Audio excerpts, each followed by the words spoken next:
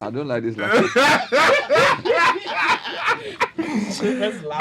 No, this song, Charlie, if you go to the Elembele constituency, this song, Charlie, is a big deal there. Yeah. It's a real big It deal. means they understand it. Yeah, you know what's up there. I remember, over 10 years ago, I went there with with the Honorable Wasibe Uble. Charlie, when they put this song inside the thing, Bernard, come and see the people. It's like, hey, Alaji. Hey, Alaji. Hey, Alaji. No, it's solid song. Ghana, solid song. We always go through phases. There was an Oferian Ponsa phase, there was an A Alaji phase, and there was a one corner phase. Yeah. But it's and now it's Putu phase. Now it's Putu. I think it's Putu that's on the top now. Anyway, Koki, good morning. Good morning, Bernardino. Yeah, Charlie, it's a big morning. Yeah. It's a big morning. Friday morning. Yeah. Buhari has spoken, man. Yeah, man. Hard guy. But I'm surprised people are saying that Buhari. And yeah, Buhari, don't worry. I think I should just leave the matter. Let's just go. Let's just move on. Hey, Buhari. Charlie, let's just stay on. Let's focus. The Daily Graphic. All right. Promote peaceful election, says the NCCE to media. Josephine Nkrumah is pictured on the front page there. Okay. Ghana ready for AFCFTA, says the Trade Minister. Maritime Authority tackles insecurity in Ghana's waters. Those headlines on the front page of the Daily Graphic. Okay, so let me take you to the Ghanaian Times. 2019 Auditor General's report. 4,659 bags of fertilizer missing in the Bono region. The Auditor General tasked Agric Ministry to recover them. Also, government to establish National Development Bank next January. And Sanitation Ministry begins emergency refuse clearing project in Duaya Nkwanta. The Daily Statesman, NPP road projects unprecedented, says the Jasican chief. All right. President calls for Pan-African payment system. Mahama DCE commends ambulance service for saving Okada riders' life and vote based on Akufo-Addo's record, says the First Lady. The Finder says President commissions 64-kilometer road project from Ketekrachi to Diokope. And he's inspected 15-kilometer Ketekrachi town roads as well. Also, we are told Etiwa East Member of Parliament targets 85% of votes. And she has outlined achievements of the MPP. And something here that says delayed seed funds already released, according to Cocoa Board. The Herald, Ghana Armed Forces caught in secret army recruitment. AG's witness fumbles under cross-examination in Opuni case. NDC supporters drag gender minister and others before deity over their assassination claims against parliamentary candidate.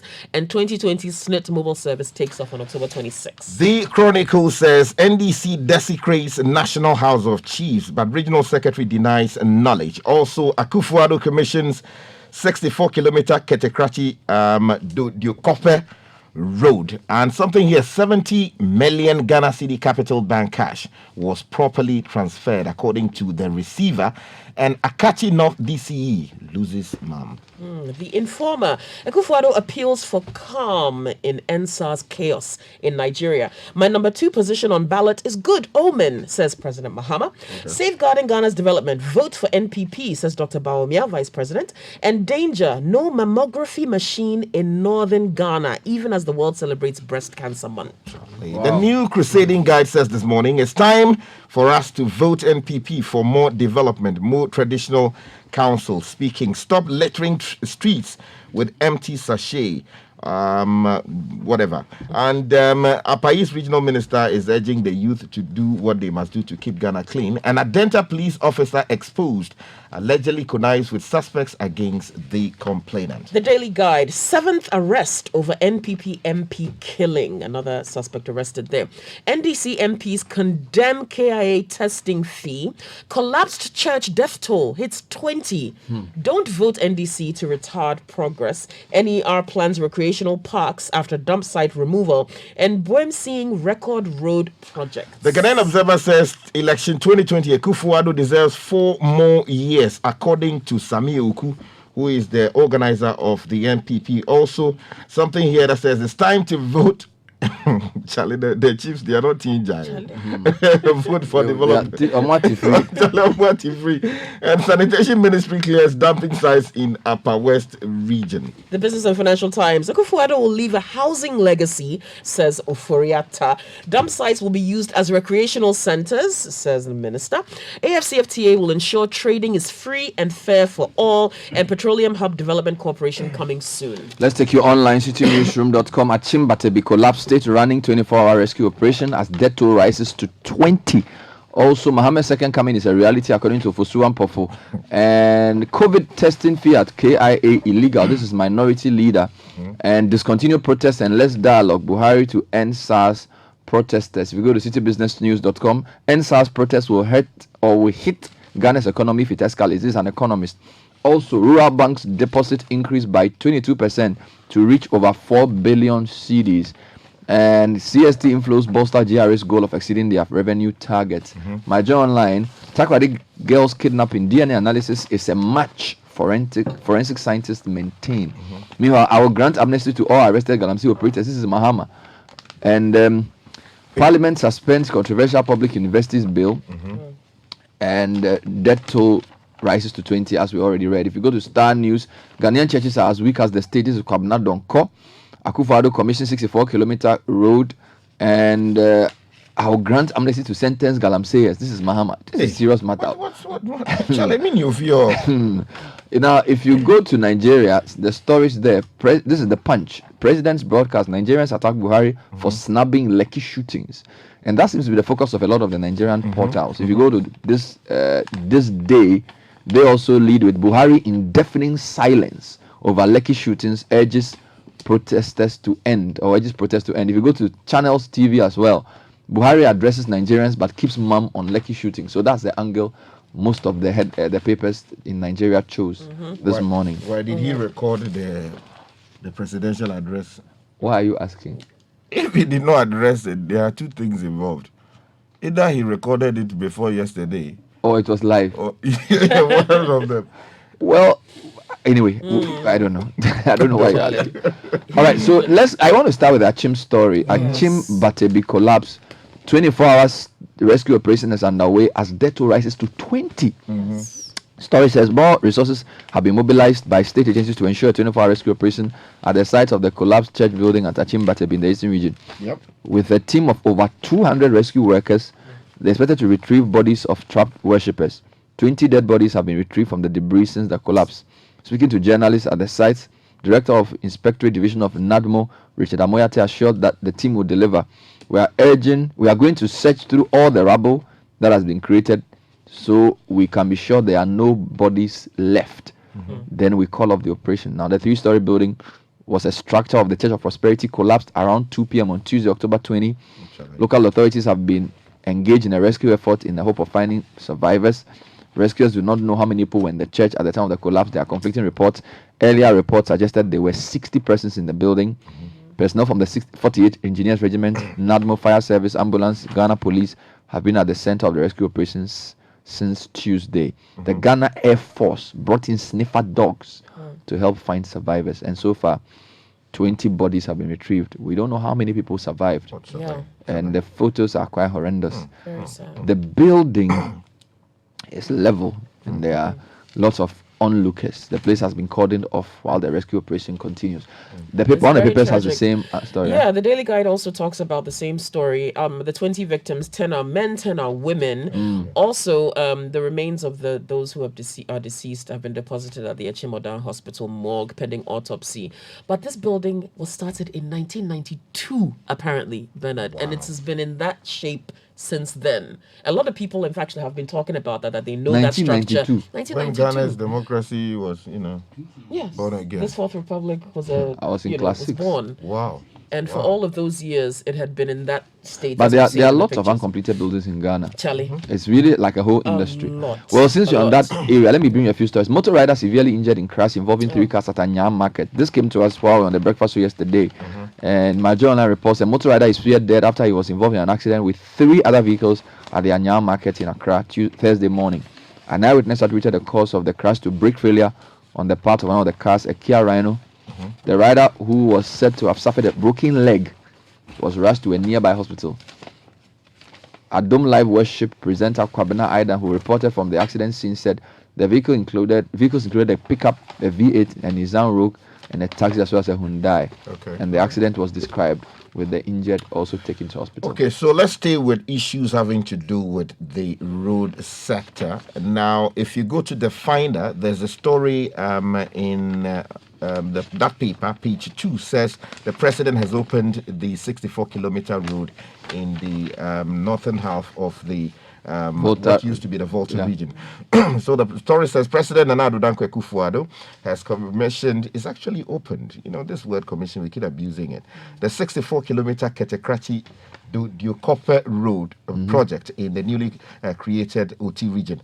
Now, this project was undertaken in 3 phases by Measures First Sky Limited at a total cost of 156 million Ghana cedis and was funded by the Ghana Cocoa Board, with the Ghana Highway Authority serving as the implementing agency and supervising consultant. Now, if you stay in that newspaper, we heard from a local chief in the Volta region. Yeah, so there's a lot of stories around the president's visit. Exactly. In the papers.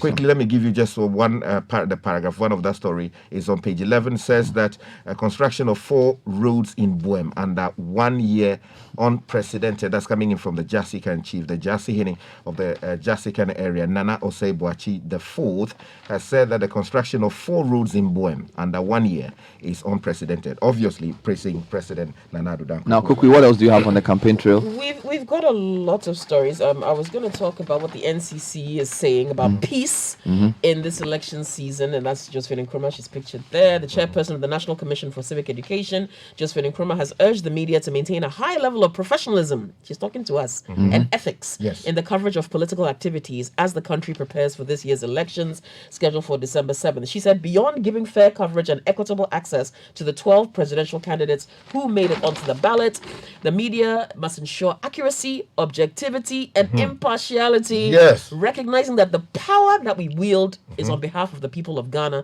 to facilitate and promote peaceful elections. So a lesson to all of us in the media. Let me take you to Takoradi. DNA test couldn't determine ages of killed Takoradi girls. This is a forensic expert story from Akwesi J. It says a forensic expert at the Ghana Police Service, Superintendent Dr. Kofi Ejepong Ifrifa, who conducted the DNA test on the remains of the murdered kidnapped Takoradi girls, has told the Secondary High Court that they were unable to determine the ages of the remains of the girls in question. Superintendent Dr. Ifrifa disclosed this when he was cross-examined on the DNA results he submitted to the court in the ongoing murder case against Sam Udotek Wills and John Oji. The counsel for the two was not convinced by the DNA results' inability to determine the ages of the girls and how long the remains had been, and asked the forensic expert the following: were you able to determine the ages of the victims in your analysis? Superintendent Ejepong replied in a negative, no, but were able to determine their gender. Counsel for Wales, after proceedings to City News, they would consider bringing the forensic expert back to the court to answer more questions. And he says also the view that if you're an expert of DNA, you must be able to determine some of these things. This is because if you're not able to determine that this is the person using the sample from the skull, then definitely it's also appropriate that you tell the ages. Then he went on to say other things in that story. So the case continues, and we are keeping an eye on that particular story. Speaking of killings, the Daily Guide front page, the 7th person has been arrested over the killing of NPP MP for Mfansiman in the Central Region. Another person suspected to be involved in the killing of Eko Kwanza Hayford has been arrested by the police, bringing to 7 the number of all male suspects rounded up by the police since the high-profile murder in the Central Region 2 weeks ago. So we'll be following that story again, but yes, another person has been arrested. Bernard, let me take you to a story on the front page of the Ghanaian Times. Saying that 2019 Auditor General's report, 4,659 bags of fertilizer missing in the Bono region. Now, the story is by Norman Cooper and says that a total of 4,659 bags of fertilizers valued at 297,384 Ghana cedis have been stolen from 2 stores belonging to the Ministry of Food and Agriculture in the Bono region. Now, a review of records within the ministry's Municipal Agricultural Directorate in Sunyai revealed that 4,142 NPK, urea, and SOA branded fertilizers had disappeared from the stores where they were kept. How is it possible? Now, at the district agricultural directorate at Doma, Ahinkro, 517 bags valued at 8,575 Ghana cedis were stolen from the stores. Now, according to the 2019 Auditor General's report, though the matter had been reported to the police and investigations were ongoing, as of December 2019, that is the 31st December 2019, there had not been any outcome. Consequently, the acting Auditor General, John Ikiamwa Asiedu, has directed the sector minister to recover the stolen 4,659 bags of the fertilizers in question. Now, how is it possible? Is it that we don't have CCTV cameras? Is it that we don't have a log sheet? It's even over a long period, so that should tell you that this is something that's been going on. It's been going on. All right. Let's talk about what's going on in the northern parts of the country. No mammography machine in northern Ghana. Remember, October is Breast Cancer Awareness Month. So we highlight and we create more awareness about checking for screening for breast cancer. But even as the world is celebrating this, there is no mammography machine in any of the 5 regions in the northern parts of Ghana. This is seriously hampering efforts to adequately screen the breasts of women above 40 years of age for breast cancer. These women may not know their status regarding the disease, so they may not seek appropriate treatment. This poses a risk to their well-being. The lack of machines in this part of the country is affecting treatment for these women, and it's also a challenge for healthcare workers. According to a JNA report, the nearest place to northern Ghana where a mammography machine is available is the Holy Family Hospital at Techima. Well, before we go back to the campaign trail, let me take you back to City News. Black Shield Fund Management customers petition City FM over locked up cash, and this is a video. So a group of aggrieved customers of Black Shield Fund Management, formerly known as Gold Coast Fund Management, have petitioned City FM, City TV to intervene on their behalf for government to pay back their locked up cash. Thank you. According to them, attempts to get the government to pay back their locked up funds since June 2018 have been futile. One of the members of the group, Kwesi Sylvius Gilbert Arthur, reading the petition, appealed to the government to shelve the court processes and go on to pay them their money. We used to use your medium to plead with the government of the day that they should shelve all the court issues with Gold Coast on purely humanitarian grounds and proceed to use the 3.1 billion bailout package as announced by His Excellency the President to help relieve Gold Coast Fund Management customers of their pain and hardship, as is being done for other colleagues with the 22 fund management companies who are currently being paid by government from the 3.1 billion government bailout package. Numbering over 50, the former customers of the company came to City premises yesterday and asked that we intensify campaign on the matter. Thank you. They noted that the investments were legal under the SEC, and as such, the government unconcerned for their plight is unfair. Then the petition was addressed to the group CEO, City TV, City FM. Yes, Papa. And I'll probably read the details later on. The story then gives some background on the revocation of the license, and then there's a video there explaining what went on. Exactly. Let's go back to the campaign trail. Is that okay? Yeah. Let me take you to Mahama. He's promising a lot of things. Yes, sir. He's Mahama. saying that if elected, in Pohor residents will get better roads. Thank you. That is on citynewsroom.com. Now, there's another one on my Joe Online. He says, I will grant amnesty to all arrested Galamsey operators. Let me read that one. That's serious. Flabber of NDC, John Mahama, says he will grant amnesty to all arrested Galamsey operators if voted into office come December 7 polls. John Mahama disclosed this as a Durbar of chiefs and people of Odumbanso in the Western region on Thursday. Addressing the chiefs and people in the community, he said his administration will give these offenders a second chance to live, to better their lives. And they quoted, there's a quote, when we come into power, I will grant amnesty to everyone who was arrested for operating in Galamsey. I believe that those operators are remorseful towards any unlawful activities. So we'll give them another chance, unquote. The former president also noted that his government has a well-placed policy that will develop small-scale mining. Okay. Really? Wow, I can't believe it. He emphasized that the party will expand job opportunities in the mining sector to create wealth for the people, especially those in mining communities. I don't agree with this.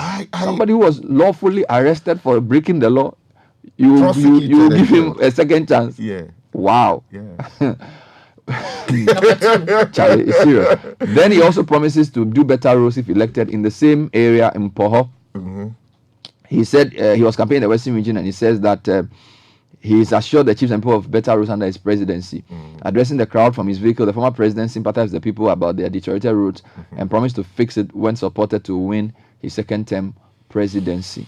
Wow. Well, let me take you back to the final.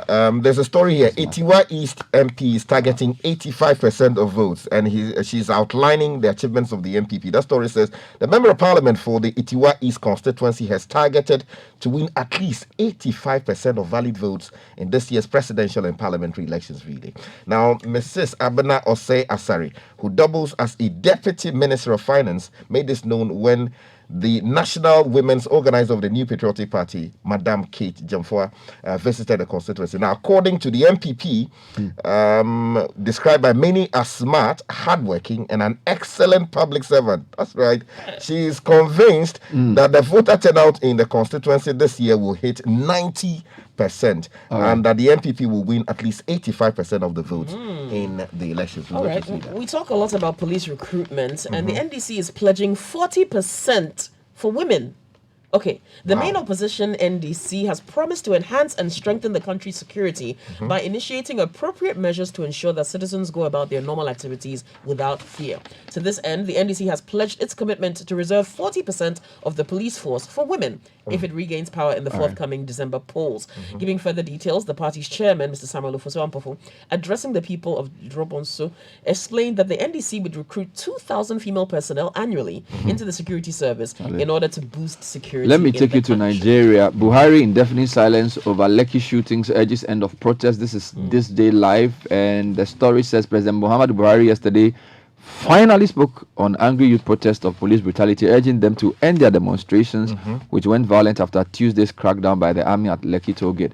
Incidentally, the president was spectacularly silent on the tollgate shooting incident that brought his government worldwide condemnation.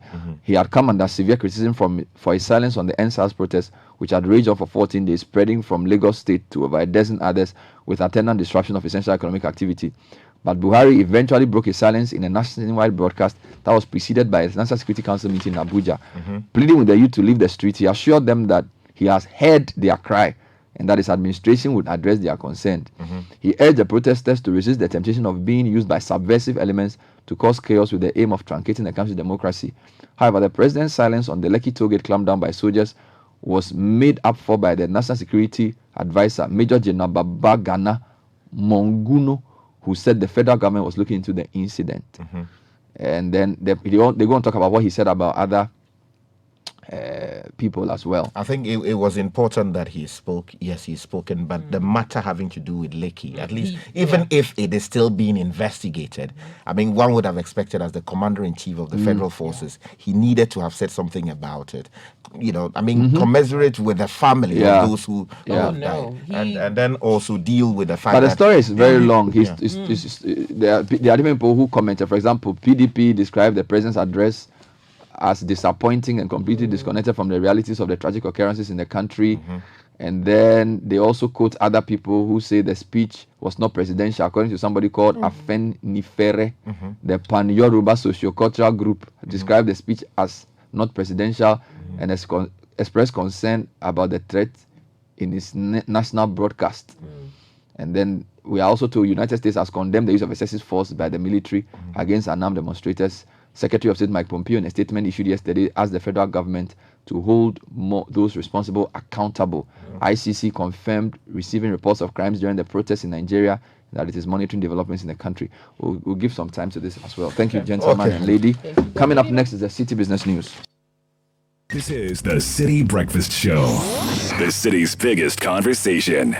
On every street, in every town, and all across Ghana, everyone has goals. What's your goal? I want to expand my business in the next year. I want to own my own house in 5 years. I want to invest and grow my I wealth. want to plan for my wedding. Fidelity Bank understands that individually we are strong, but together we can do more. From Kukwa, our WhatsApp banking assistant, to our online banking platform where you can make